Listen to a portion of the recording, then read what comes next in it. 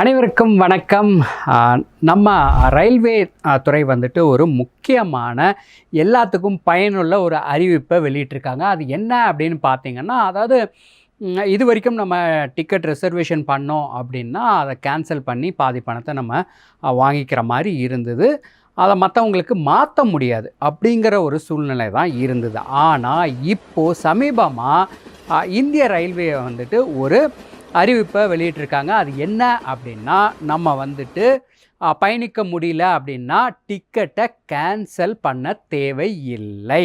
அது எந்தெந்த சூழ்நிலையில் அப்படிங்கிறதையும் அழகாக குறிப்பிட்டிருக்காங்க. இப்போ நம்ம டிக்கெட்டை நம்ம ஒரு இடத்துக்கு போகிறதுக்காக முன்பதிவு பண்ணியிருக்கோம், ஆனால் அங்கே நம்ம போக முடியல, அந்த ட்ராவலை நம்ம தொடர முடியல அப்படின்னா அந்த டிக்கெட்டையே நம்ம உறவினருக்கோ இல்லைன்னா ஃப்ரெண்ட்ஸ்க்கோ வந்துட்டு நம்ம சேஞ்ச் பண்ணி கொடுக்க முடியும். இதுக்கு என்ன ப்ரொசீஜர் அப்படின்னா, அதாவது ஆன்லைனில் பண்ணாலும் சரி, இல்லை நீங்கள் கவுண்டரில் போய் எடுத்தாலும் சரி, இது வந்துட்டு பண்ணிக்கலாம்.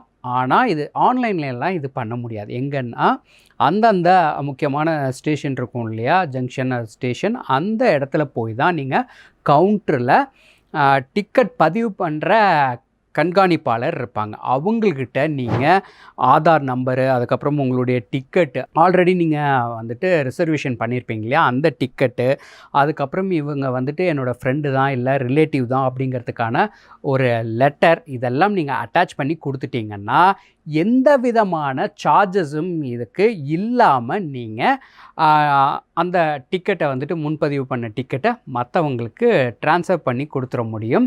அவங்க பயணிச்சுக்கலாம். ஸோ இதுதான் ப்ரொசீஜர். இது ரொம்ப சூப்பரான ஒரு திட்டம். சரி, இதுவே நம்ம குரூப்பாக போகிறோமே அப்படின்னா, இப்போ காலேஜ் ஸ்டூடெண்ட்ஸ், ஸ்கூல் ஸ்டூடெண்ட்ஸ் எல்லாம் ஒன்றா புக் பண்ணி ஒரு வெக்கேஷனுக்கு ஒரு ஐவி போகிற மாதிரி எல்லாம் இருக்கும் இல்லையா, அப்போ என்ன பண்ணலாம் அப்படின்னா, சேம் இதே ப்ரொசீஜர் தான். ஆனால் 48 மணி நேரத்துக்கு, அதாவது சிங்கிள் இதாக உங்கள் ஃப்ரெண்டுக்கோ இல்லை உங்கள் ரிலேட்டிவ்க்கோ மாற்றி கொடுக்குறீங்க அப்படின்னா, ஒருத்தருக்கு மாற்றி கொடுக்குறீங்க, ஒரு டிக்கெட் தான் அதை மாற்றி கொடுக்குறீங்க அப்படின்னா 24 ஹவர்ஸ்க்கு முன்னாடி பண்ணணும். இதுவே காலேஜ் ஸ்டூடெண்ட்ஸ், ஸ்கூல் ஸ்டூடெண்ட்ஸ் ஒரு பல்காக இருக்குது அப்படின்னா ஒரு 48 ஹவர்ஸ்க்கு முன்னாடி பண்ணணும். இதுதான் ரூல். மற்றபடி வேறு ஒன்றும் கிடையாது. நீங்கள் இதே ஃபார்முலா தான், அதாவது இதே ப்ரொசீஜர் தான் நீங்கள் ஃபாலோ பண்ணி அந்த கவுண்டரில் கொடுத்து மாற்றிக்கலாம். அந்த காலேஜு ஸ்கூலாக இருந்துச்சுன்னா என்ன பண்ணணுன்னா, பிரின்ஸிபால்கிட்ட இருந்து என்ன காரணத்துக்காக அப்படிங்கிற மாதிரி ஒரு டீட்டெயில், ஒரு லெட்ரு கொடுத்தா போதுமானது. சரி, நாங்கள் காலேஜ் ஸ்கூல் ஸ்டூடெண்ட்ஸ் இல்லை, நாங்கள் வந்துட்டு ஒரு ஒன்றா ஒரு குரூப்பாக ஆஃபீஸில் ஒர்க் பண்ணுறவங்க டூர் போகிறோம், இல்லை மேரேஜுக்கு போகிறோம், ரிலேட்டிவ்ஸ் வந்துட்டு ஒரு இடத்துலேருந்து இன்னொரு இடத்துக்கு மேரேஜ் நடக்குது, அதுக்காக நாங்கள் போகிறோம், இல்லை வேறு ஏதாச்சும் ஒரு ஃபங்க்ஷனுக்காக போகிறோம், நாங்கள் ஃபேமிலியெல்லாம் குரூப்பாக போகிறோம்.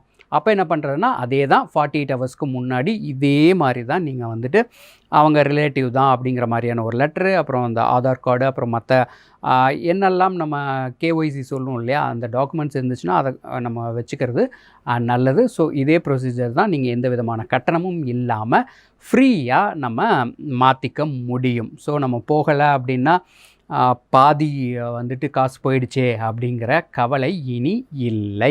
அதனால் எந்த பிரச்சனையும் இல்லாமல் இந்த ஒரு வாய்ப்பை நம்ம யூட்டிலைஸ் பண்ணிக்கணும் அப்படிங்கிறது தான் தெரிஞ்சுக்கிறதுக்காக தான் இந்த வீடியோவை நாங்கள் உங்களுக்கு கொடுக்குறோம். நம்ம சேனலை மறக்காமல் சப்ஸ்கிரைப் பண்ணுங்கள்.